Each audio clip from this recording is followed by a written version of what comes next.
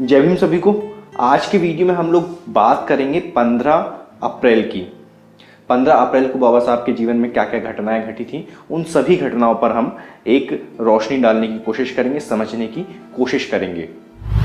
15 अप्रैल 1932, 15 अप्रैल 1932 को डॉक्टर अंबेडकर ने Manchester guardian के संपादक को एक पत्र लिखा, जिसमें भारतीय सुधारों पर संयुक्त समिति की जो रिपोर्ट जो थी उस पर बाबा साहब ने कुछ विचार रखे थे, जो अपना बयान भेजा था।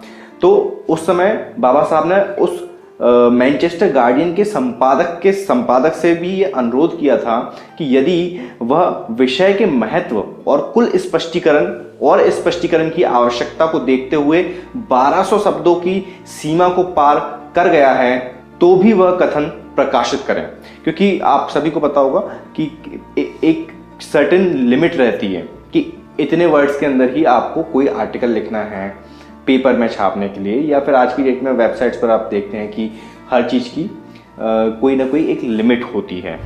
15 अप्रैल 1934, 15 अप्रैल 1934 डॉक्टर अंबेडकर ने श्री गांधी द्वारा लिखे गए एक पत्र, जो कि दिनांक 9/4/1934 यानी कि 9 अप्रैल 1934 का उत्तर देते हुए उन्हें सलाह दी थी कि सीटों के पुनर्समायोजन की दिशा में कुछ भी नहीं किया जा सकता, और समस्या के जो परमानेंट उसका सॉल्यूशन है उस प्रॉब्लम का, उसके तरफ हमें आगे बढ़ना चाहिए, उसके सॉल्यूशन को ढूंढने के लिए कोशिश की जानी चाहिए।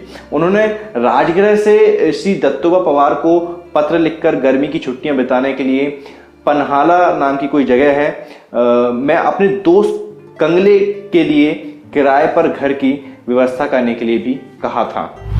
15 अप्रैल 1946 माननीय डॉक्टर B.R. अंबेडकर श्रम सदस्य ने प्रवर समिति की रिपोर्ट के अनुसार परिषद विधानसभा में मीका माइस लेबर वेलफेयर फंड बिल पेश किया। डॉक्टर अंबेडकर स्थायी समिति के 8वें सत्र की अध्यक्षता करते हैं, जो औद्योगिक कर्मचारियों के लिए कल्याण ट्रस्ट फंड के निर्माण पर चर्चा करता है।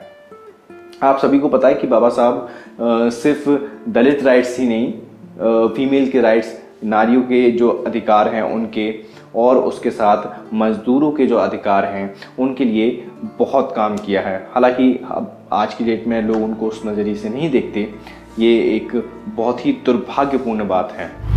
15 अप्रैल 1947, 15 अप्रैल 1947 को डॉक्टर अंबेडकर कहते हैं कि उन्होंने प्रशासनिक भेदभाव, यानी कि प्रशासन द्वारा जो भेदभाव किया जा रहा है और प्रदान किए जाने वाले उपचार के संबंध में जो भेदभाव है उसको कम करने के लिए जो उपचार दिया जाता है, जो रेमेडीज दी जाती हैं, उसके संबंध में BN राव के परामर्श से एक मसौदा खंड को आगे लाने की उम्मीद की थी। उन्होंने अपने ज्ञापन के पेज नंबर 14 और 16 पर खंड 4 पढ़ा। सभापति ने फैसला सुनाया कि यह खंड मौलिक अधिकार उप समिति के दायरे से बाहर है। 15 अप्रैल 1948, 15 अप्रैल 1948 डॉक्टर अंबेडकर की दूसरी शादी डॉक्टर मिस सादा कबीर, डियो डॉटर ऑफ कृष्णा विनायक कबीर और जानकी बाई कबीर के साथ नई दिल्ली में उपयुक्त MS दिल्ली के रंधावा, वहां मुश्किल से 15 लोग इकट्ठे हुए होंगे, मतलब बहुत ज्यादा ऐसे धूम धड़ाके से शादी नहीं की थी बाबा साहब की और सादा कबीर अंबेडकर, उनके साथ जब शादी हो रही थी तो वहां पर 15 लोग मौजूद थे। यानी 13 साल बाद 27/5/1935 को रमाई की मृत्यु के बाद उन्होंने समाज, राष्ट्र और आंदोलन के लिए अकेले रहना पसंद किया, लेकिन अपने स्वास्थ्य के लिए उन्होंने शादी की होगी। 15 अप्रैल 1948 श्री वल्लभ भाई पटेल ने डॉक्टर अंबेडकर को उनके सुखी वैवाहिक जीवन की बधाई दी और कहा, मुझे यकीन है कि अगर बापू जीवित होते तो आपको अपना आशीर्वाद देते। 15 अप्रैल 1948, 15 अप्रैल 1948 आचार्य चतुर्सेन नाम के एक व्यक्ति बाबा साहब से मिलने जाते हैं, जो कि बाबा साहब उस समय कानून मंत्री थे भारत सरकार में। जब वे HCB के साथ काम कर रहे थे, बताते हैं कि डॉक्टर अंबेडकर धर्मशास्त्रों को पवित्र और शाश्वत नहीं मानते थे। ये चीज उनकी राइटिंग में कई सारी जगह पर हमें पढ़ने को मिलती है। अगर आप लोग नहीं पढ़ते हैं तो प्लीज पढ़ा करें। तो जो आचार्य चतुर्सेन है वो बताते हैं कि जो नहीं हो सकता था उसको रहने दिया, लेकिन जो बदला जा सकता था उसको बदल दिया गया। जिसका पालन नहीं किया जा सकता था उसको वैसे रहने दिया, लेकिन जिसका पालन किया जा सकता था उसका पालन किया। चतुर्सेन डॉक्टर अंबेडकर के बौद्धिक और संत व्यक्तित्व को भी दर्शाते हैं। उन्हें एक चमकदार व्यक्तित्व के रूप में मानते हैं जिसने गांधी के कद को भी प्रभावित किया। डॉक्टर अंबेडकर को धर्मी और सम्माननीय एक सदाचारी व्यक्ति मानते हैं, जिन्होंने सम्मान और अनादर की परवाह किए बिना सत्य का पालन किया। क्या हम लोग ऐसा कर पा रहे हैं? सोचिएगा। 15 अप्रैल 1950, 15 अप्रैल 1950 को डॉक्टर BR अंबेडकर संसद के सदस्यों के वेतन और भत्तों पर एक प्रश्न का उत्तर देते हैं। 15 अप्रैल 1951, 15 अप्रैल 1951। अब इस दिन बाबा साहब एक अंबेडकर भवन की आधारशिला रखते हैं। तो उस समय वो क्या कहते हैं वो मैं आपको पढ़कर बताता हूँ।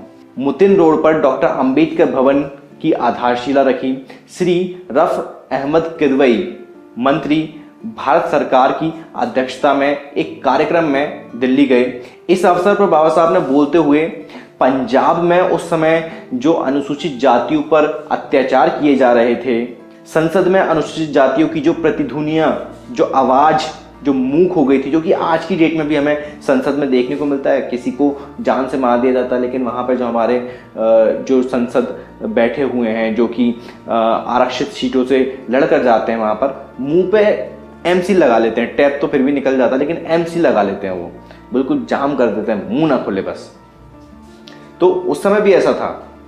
उस समय बाबा साहब उस चुप्पी को क्रिटिसाइज करते हैं। वो आगे कहते हैं कि ऐसे जो प्रतिनिधि हैं वो दलित समाज के लिए किसी भी तरीके से लाभदायक नहीं हैं, काम के नहीं हैं।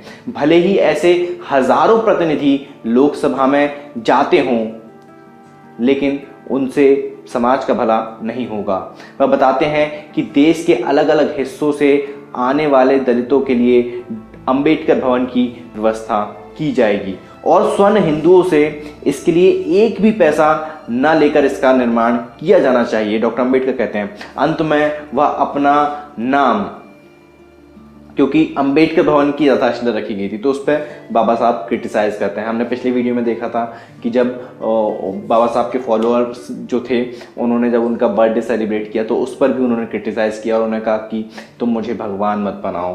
कुछ उसी तरीके से वो यहाँ पर भी नाराज थे और फिर उन्होंने अनुरोध किया कि इसको जो अंबेडकर भवन आपने नाम दिया है उसको मेरे नाम से हटा दें, आप किसी और का नाम दें।